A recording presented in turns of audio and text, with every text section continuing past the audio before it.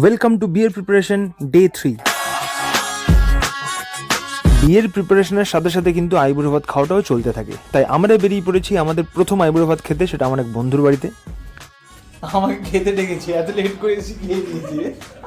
2টোর সময় যাওয়ার কথা ছিল, 4:30টার সময় গেছি, তাই ফার্স্ট রেড হয়ে খেয়ে নিয়েছে। আর এই হচ্ছে আমাদের আজকের ভুড়ি ভোজ। গাইস, খিদে মারাত্মক পেয়েছিল, তাই দুটো আগে খাঁচাখাচ ফটো তুলে নিলাম এবং তারপর চলে গেলাম চেঞ্জ করতে। আমি এইসব জিনিস পরে কমফোর্টেবল নই, তাই যেটা পরে আমি শান্তি সেটা পরে নিলাম। তারপর একটু লুলুবুসিও করে নিলাম, এবার শুরু করে দিলাম খাওয়া। এই এখন ব্লগটা এডিট করার সময় আমি দেখলাম ও থ্রু আউট আমার থালার দিকে কেন তাকিয়েছিল। ওর পাতে যা আছে আমার পাতেও সেম আছে, রাদার ওর জন্য আমার মাটন খাওয়া হয়নি। তারপর যাই হোক, সবটা শেষ করে নিলাম দুজন মিলে। না, একদমই না, এতগুলো মাংস কিন্তু আমি খাইনি, সবার হাড়গুলো আমার জায়গায় রেখেছে।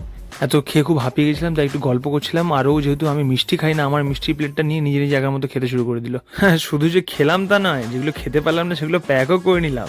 তারপর আমার এই বড়লোক বন্ধুর বাড়িটা একটুখানি ঘুরিয়ে আমাদের দেখাচ্ছিল। ওর ঘরের ভেতরে যা ডিজাইন দেখছেন এগুলো সব ওকে আমি চুজ করে দিয়েছিলাম। যাই হোক, আমরা একটু ছাদে চলে এলাম একটু হাওয়া খাওয়ার জন্য। তো আমরা হাওয়া খাই, আর তোমরা আরও মিনি ব্লগের জন্য চ্যানেলটা সাবস্ক্রাইব করে দিও। Stay safe, stay single.